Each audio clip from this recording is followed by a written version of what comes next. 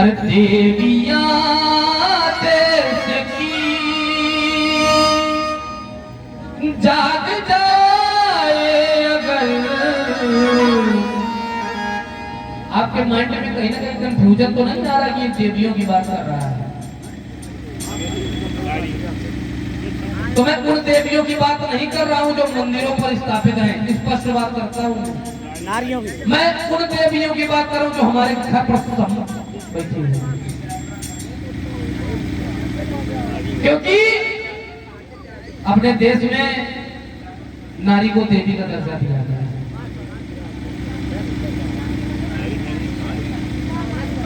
तो देवियां देश की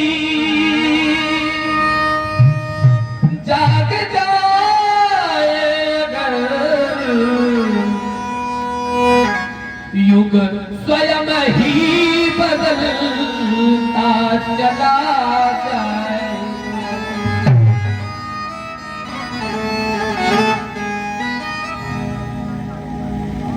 और हमारे आपके सुनने से कुछ बहुत कम फर्क पड़ता है, मगर घर की महिलाएं जो बात सुनती हैं तो बहुत फर्क पड़ता है। वो अपने बच्चे को समझाएंगी, आप सुनेंगे समझाएंगे, लेकिन आपको टाइम नहीं मिलता घर पर जाता रहने का, क्योंकि व्यक्ति के पास बहुत ढेर सारे काम होते हैं। जो महिलाएं होती हैं उनको घर का ही काम होता है।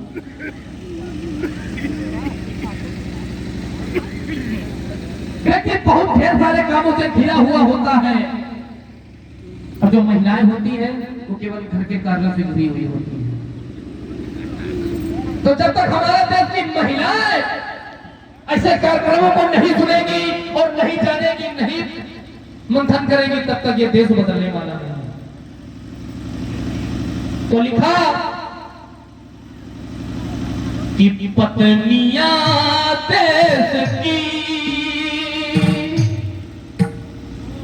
ध्यान से सुनिए, कि पत्नियां देश की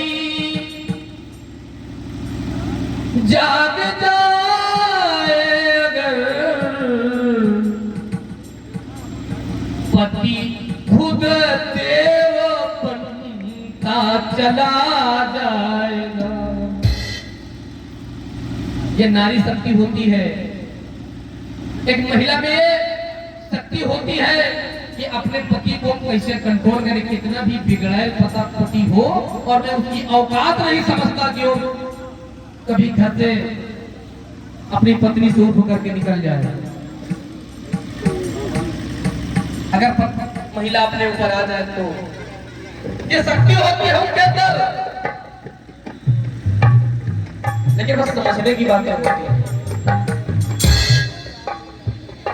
तभी मैं कहता हूं कि क्या कब सुनना है, क्या कब देखना, ये व्यक्ति को ज्ञात होना चाहिए। हम स्पष्ट बातें करते हैं। अगर यहाँ पे डांस हो रहा होता, नौटंकी हो रही होती, तो आप ही के गांव की कम से कम सैकड़ों महिलाएं साल में बैठी होती। आज यहाँ पर पुरुषों की संख्या ज्यादा है, लेकिन यहाँ उस टाइम महिलाओं की संख्या ज्यादा है। ये हमारे समाज की कमियां हैं,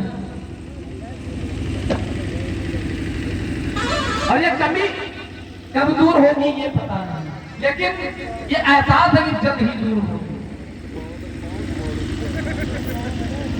भले ही आप बड़ा प्रोग्राम मत करवाएं, छोटा करवाएं। अपने मोहल्ले पे प्रत्येक पूर्णिमा को एक छोटा सा कार्यक्रम करें, उससे बहुत बड़ा प्रभाव पड़ेगा। प्रत्येक पूर्णिमा को एक छोटा सा कार्यक्रम रखिए और फिर देखिए उसका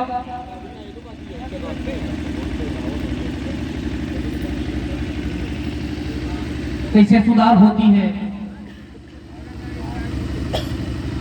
और जब तक देश की महिलाएं नहीं जगेगी तब तक ये देश सुधरने वाला नहीं।